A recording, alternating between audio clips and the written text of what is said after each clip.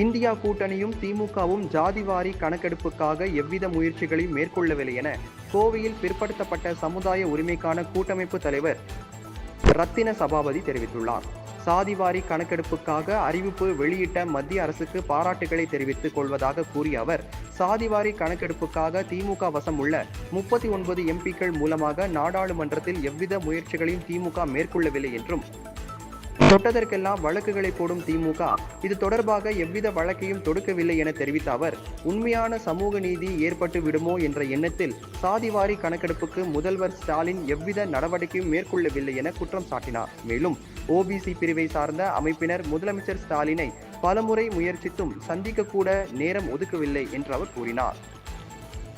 அகில இந்திய அளவில் காஸ்ட் சென்சஸ் எடுக்கிறோன்னு அறிவிச்சிருக்கிறாங்க.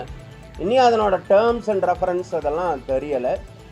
பட் எந்த மத்திய அரசாங்கம் 2019 மாண்புமிகு அப்போது உள்துறை அமைச்சர் அந்த ராஜ்நாத் சிங் அந்த ஃப்ளோர் ஆஃப் த அசம்பிளியில் ஓபிசிக்கு இந்த மாதிரி தரவுகள் எடுக்கிறேன்னு அனுபவிச்சார்.